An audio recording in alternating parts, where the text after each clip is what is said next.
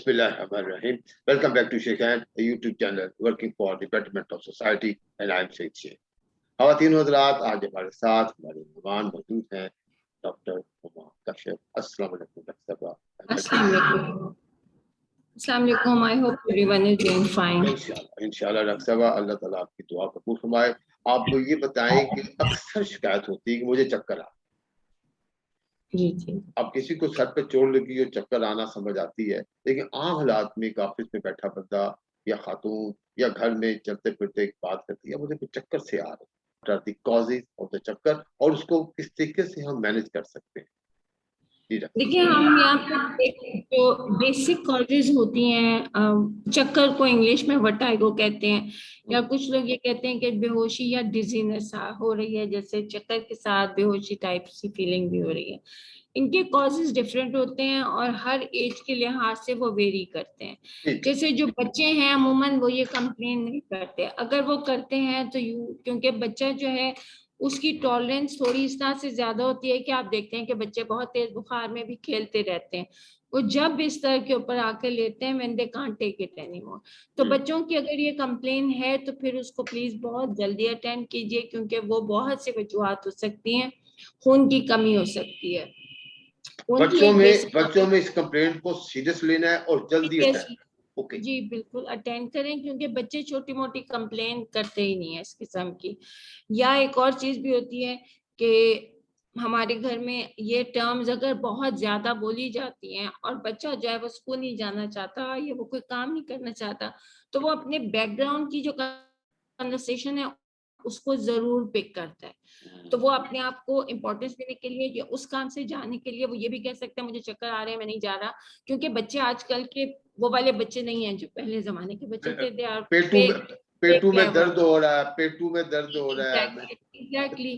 तो वो ये चले पेट का दर्द तो आप इस तरह से कर लेंगे कि बच्चे को लूज मोशन नहीं है या वो, अगर राइट साइड पे पेट में दर्द नहीं है तो then it is safe, because right side पे अगर बच्चा कंप्लेन करता है तो राइट साइड पे बहुत कॉमन चीज होती है जो कि अपेंडिक्स होता है और वो अमूमन बच्चों को होता है, तो उसको ओवरलुक ना करें। ठीक है।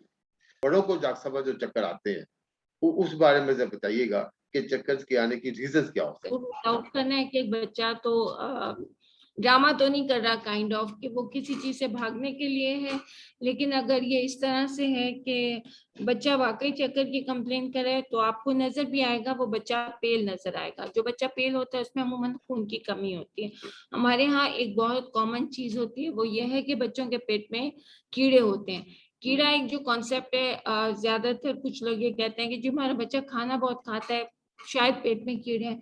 पेट के कीड़े के खाने से कोई ताल्लुक नहीं है, वो आंतों के साथ लग के बच्चे के खून पे या बड़े के खून पे जिंदा रहते हैं, क्योंकि पेट का कीड़ा इज अ पैरासाइट। जैसे ये जो बड़ों को चक्कर आते हैं, बुजुर्गों को चक्कर आते हैं, अब हम उसमें आने मतलब अगर आपको लगता है कि बच्चा पेल है तो आप उसका एक सिंपल CBCS करवा लें और डॉक्टर को कंसल्ट करें। जो बड़े लोग कहते हैं कि मुझे चक्कर आ रहे हैं, उसका रीजन एक तो एज के लिहाज से होता है, दूसरा ये कि आपकी डिहाइड्रेशन, आप में पानी की कमी तो नहीं है। पानी मीन्स नॉट ओनली पानी, उसके अंदर इलेक्ट्रोलाइट्स आ जाते हैं। गर्मियों के अंदर जब स्वेटिंग होती है तो आपके सॉल्ट काफी डिप्लीट हो जाते हैं। दूसरा, जितने भी मेटाबॉलिक डिसऑर्डर्स हैं जैसे डायबिटीज है, ब्लड प्रेशर है, ये सारी चीजें भी जो हैं, या खून की कमी है, या किसी को कोलेस्ट्रॉल बहुत हाई है, या हार्ट के अर्ली साइंस में भी चक्कर आ सकता है, उसके बाद नौजिया हो सकता है और उल्टी हो सकती है। There can be lot of reasons of the चक्कर, लेकिन उसमें से ये चक्कर के 1001 रीजंस है, मगर हम यहाँ पे वो सिंपल जो बेसिक्स हैं जो कि एक लेमैन को या आम इंसान को पता होने चाहिए वो हम डिस्कस करेंगे। लेकिन जो भी अगर आपका चक्कर ज्यादा रहता है और फिर दूसरी बात आ जाती है, कभी एक बार सर में चोट आती है, थोड़ा सा बम्प होता है और चक्कर आ रहे हैं, उस चीज को कभी ओवरलुक ना करें, गेट इन्वेस्टिगेटेड। पेशेंट को लिटाते नहीं है। बच्चा अगर घर में गिर जाता है, बड़ा गिर जाता है तो पेन किलर मत दें, क्योंकि पेन किलर देने से वो सिम्टम मास्क हो सकते हैं। आपने सिर्फ बच्चे को या बड़े को रिलैक्स करके लिटा देना है और ऑब्जर्व करना है। बड़ी अच्छा आपने बताया, वार्निंग है कि अगर कोई बच्चा गिर जाता है या कुछ जब तक चोट लगती है थोड़ी पेन किलर ना दें।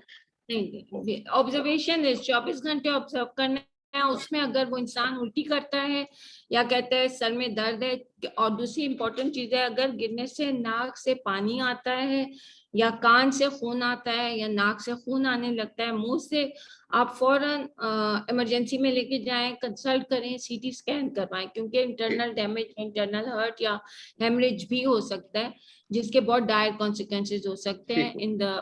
बाकी ये कि जो एल्डरली में आते हैं चक्कर आना, इसमें इलेक्ट्रोलाइट इम्बैलेंस होती है, जैसे गर्मियों के अंदर आपको एक्सेसिव स्वेटिंग हो गई है तो उससे भी आपको चक्कर डिहाइड्रेशन हो जाती है, पानी की कमी जिसमें हुई है तो आपको चक्कर आने की शिकायत होती है। अगर आप वाटर इंटेक कर लें। जी बिल्कुल। दूसरा, आपको खून की कमी हो सकती है, एनीमिया औरतों के अंदर बहुत कॉमन है चाइल्ड बर्थ की वजह से। उसके बाद एक जो बहुत कॉमन पॉइंट में यहाँ पे बोलूंगी कि औरतें प्रेग्नेंट होती हैं, बच्चा हो जाता है, बच्चा होने के बाद if the mother is breast feeding, तो उसमें भी ये होता है कि वो मेडिसिन आपने छोड़ी नहीं है, वो मेडिसिन आपने कंटिन्यू करनी है आयरन एंड कैल्शियम के साथ। विटामिन डी की कमी से, कैल्शियम की कमी से, खून की कमी से, विटामिन B2 की कमी से, B12 की कमी से चक्कर आ सकते हैं। ब्लड प्रेशर की कमी से चक्कर आ सकते हैं, ब्लड प्रेशर के ज्यादा होने से चक्कर आ सकते हैं, शुगर के कम होने से चक्कर आ सकते हैं, शुगर के ज्यादा होने से चक्कर आ सकते हैं। तो इन द लॉन्ग रन जो है, आपने अपना एक बेसिक प्रोफाइल करवाते रहा करें 1-1.5 साल के बाद, चाहे वो बच्चा हो या बड़ा हो, उससे बहुत सी बीमारियां पता लगती रहती हैं। और प्लीज अपनी सेल्फ मेडिकेशन ना करें, जहां आपकी बॉडी आपको इंडिकेशन दे रही है कि something is wrong, please attend it. चक्कर भी एक इंडिकेटर है कि समथिंग इज रॉन्ग। जी, समथिंग इज रॉन्ग। उसके बाद ये कि बहुत सी खुदा ना खास्ता जो कैंसर्स है, दिमाग का कैंसर जो साइलेंट होता है, इतना सिम्टम इतनी जल्दी नहीं देता, उसमें सबसे पहला यही होता है कि चक्कर आ रहे हैं, चक्कर आ रहे हैं, डिजीनेस होना, जैसे आपको लगे कि बेहोशी सी फीलिंग होना। तो इन सब के जो टेस्ट है ना, वो सीटी स्कैन ये वो, लेकिन ये नहीं है कि आपको थोड़ा सा चक्कर आया and you rush to the investigation, run away पे आप भाग जाएं कि जी मुझे सीटी स्कैन करवाना है, मुझे MRI करवाना है।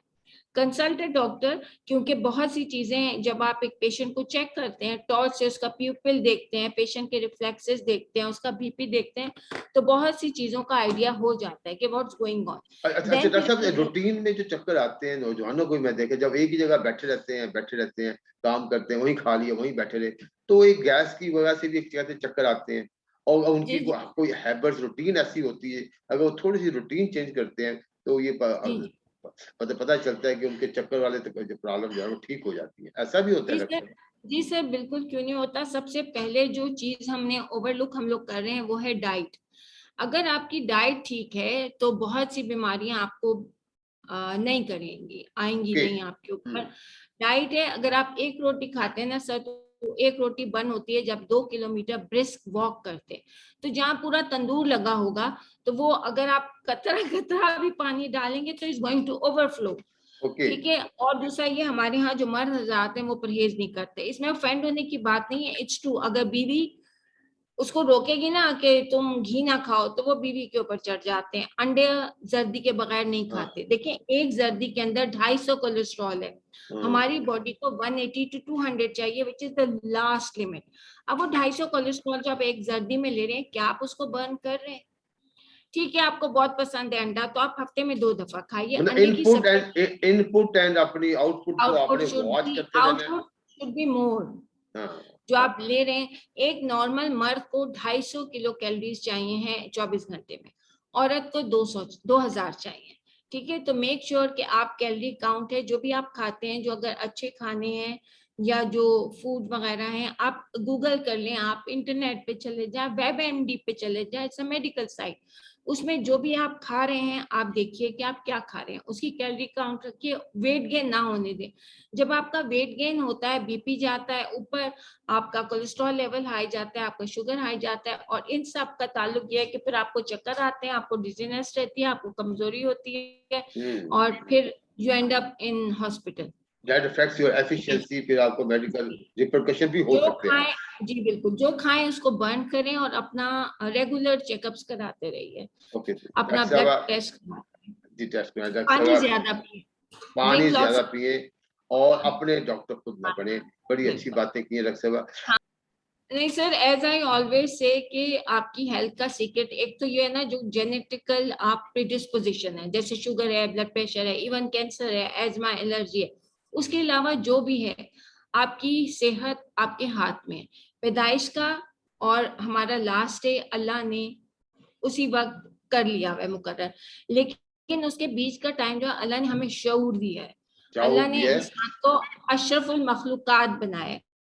So whatever you do, it is in your hand. अगर आप गलत खाएंगे तो naturally it is going to make your health down. 40 साल के बाद, 45 years के बाद आपके नए सेल्स नहीं बनने, तो जो सेल्स आपके पास है उनका ख्याल रखें। माशाल्लाह, ठीक बड़ी है। अच्छी बातें की है डॉक्टर साहब। अल्लाह ताला आपको इंशाल्लाह ताला इसकी जज़ा ज़रूर देगा, और आपके इन मशवरों से बहुत सारे I hope इंसान, somebody ये खिदमत believes it खल्क है। और अगर and बहुत सारे लोग सुनते हैं, हमें फीडबैक भी देते हैं, कॉल बैक भी करते हैं, जी बड़ी अच्छी बातें हुई हैं, खासकर विटामिन डी, विटामिन्स के ऊपर जो बोली, फिर हमने कोरोना के ऊपर प्रोग्राम किए। आपका हमारे शो में आने का बहुत बहुत शुक्रिया डॉक्टर साहब। ख़वातीन हज़रात, ये बात देखिएगा कि हमेशा वो यही बात होती है कि चक्कर आने की काफ़ी रीज़न हो सकती है। कुछ तो बेसिक्स है, कुछ शायद हमारे हाथ में हो गया, वो थोड़ी-सी रूटीन चेंज कर लें, एक्सरसाइज करें, अपनी खुराक का ख्याल रखें, टाइमिंग का ख्याल रखें, इनपुट एंड आउटपुट का ख्याल रखें। शायद एक ये रीज़न भी है जो कि हमारे अपने हाथ में। पर इसके अलावा कुछ रीज़न्स ऐसी हैं जो कि आपको इन्वेस्टिगेट लाज़मी करानी पड़ती है। उसके बाद फिर आपने डॉक्टर साहब से आपने उसकी ट्रीटमेंट करवानी। अल्लाह ताला आपको और हम सबको अच्छी सेहत और हर किस्म की बीमारी से। डॉक्टर साहब, एक बार फिर आपका बहुत-बहुत शुक्रिया। welcome sir. अस्सलाम।